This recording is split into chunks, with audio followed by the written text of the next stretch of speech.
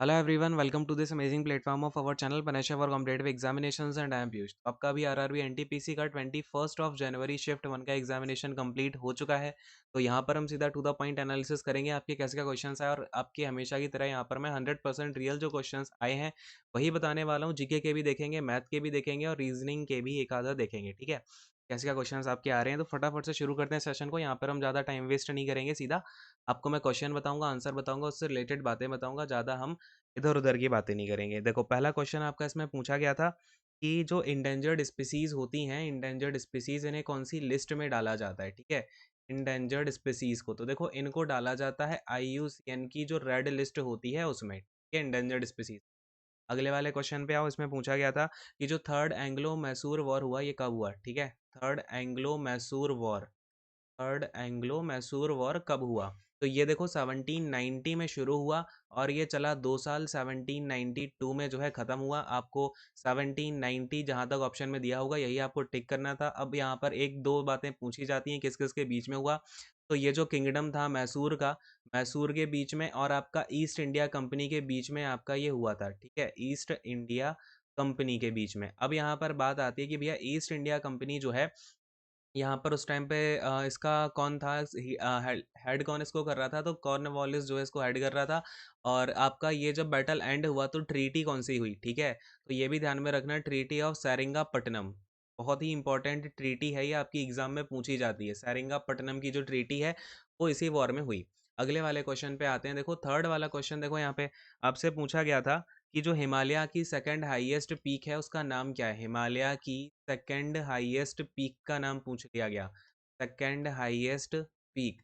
तो हिमालय की जो दूसरी सबसे ऊंची चोटी है उसका नाम क्या है, ये है माउंट केटू। ठीक है, और आपको अगर पता हो तो माउंट केटू इंडिया की हाईएस्ट है। ठीक है, इंडिया की सबसे हाईएस्ट चोटी कौन सी है, केटू है, और हिमालय की ये सेकंड हाईएस्ट है। अच्छा, एक चीज़ और बता रहा हूँ कि अगर आपसे ये पूछ ले कि यहाँ पर इंडिया की सेकंड हाईएस्ट कौन सी है, इंडिया की सेकंड हाईएस्ट कौन सी है, तो ये है आपकी कंचनजंगा। ठीक है, कौन सी है, कंचनजंगा है। क्लियर है, इतनी सी बात ध्यान में रख लोगे, ये एक्स्ट्रा बात हो गई। अगले वाले क्वेश्चन पे आते हैं। फोर्थ वाला क्वेश्चन देखो यहाँ पे, इसमें आपसे क्या पूछा गया था कि जो यूएन है, यूएन के फर्स्ट महानिदेशक कौन है। ठीक है, महानिदेशक, ये देखो भाई, ये जो यूएन के फर्स्ट महानिदेशक यानी कि जो आपके चेयरपर्सन होते हैं, तो ये थे ग्लैडलिन जेब। ठीक है, क्या नाम था इनका, ग्लैडलिन जेब नाम था, ग्लैडलिन जेब करके इनका नाम था। अगले वाले क्वेश्चन पे आते हैं। फिफ्थ वाला क्वेश्चन आपसे पूछा गया था कि आपको गिवन कुछ ऑप्शन दिए गए थे, उसमें से पूछा कि भाई कंप्यूटर का जो सॉफ्टवेयर है वो कौन सा नहीं होता है ना, यानी कि नॉट अ सॉफ्टवेयर आपसे इसमें पूछा गया।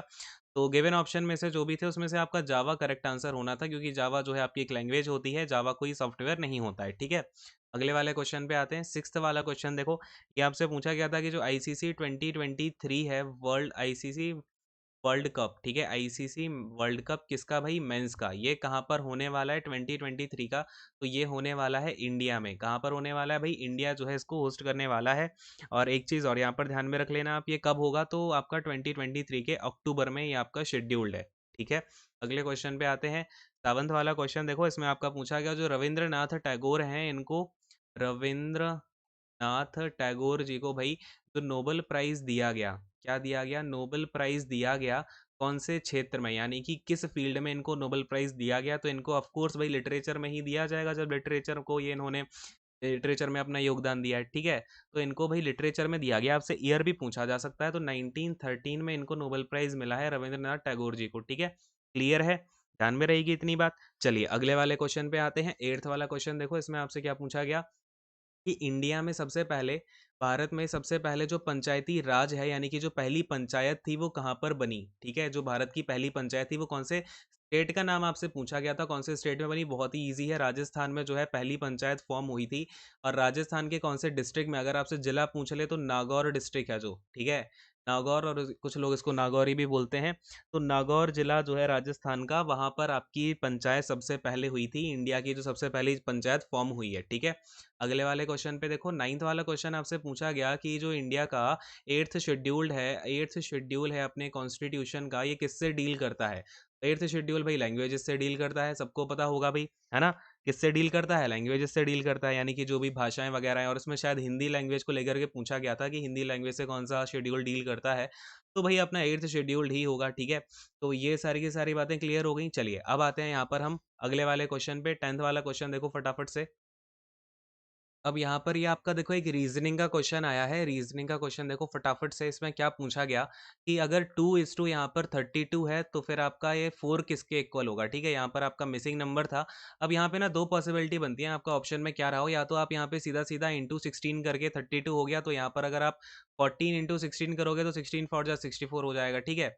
64 भी हो सकता है। दूसरी पॉसिबिलिटी ये है कि 2 की पावर 5 इक्वल टू 32 है, तो 4 की पावर 5 कर डालो, कितना हो जाएगा ये? 4 की पावर 4 तो हो जाता है आपका 256 इंटू 4 करोगे तो ये आ जाएगा 1024, है ना? तो 1024 आपका यहाँ पर राइट आंसर हो जाएगा या फिर 64 हो जाएगा। अब जैसे भी आपका गिवन ऑप्शन में रहा हो वो उस पे डिपेंड करता है। अगले वाले क्वेश्चन पे आ रहे हैं, देखो 11th वाला क्वेश्चन देखो यहाँ पे।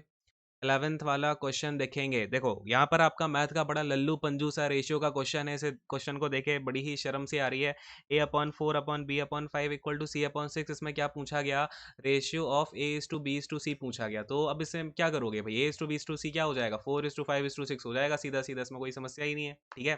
कैसे होगा? इसको देखो, इक्वल टू में लैम्डा या फिर एक्स मान लो, ठीक है? इक्वल टू में एक्स है, तो a इक्वल टू में 4x हो जाएगा, b इक्वल टू में 5x हो जाएगा, c इक्वल टू में 6x हो जाएगा। अगर हम इन तीनों का रेशियो निकालेंगे, x कट जाएगा, ये आपका रेशियो में आ जाएगा, ठीक है? क्लियर है इतनी सी बात? बोलो हाँ जल्दी से। चलो अगले वाले क्वेश्चन पे आते हैं। देखो 12th वाला क्वेश्चन देखो, इसमें क्या पूछा गया?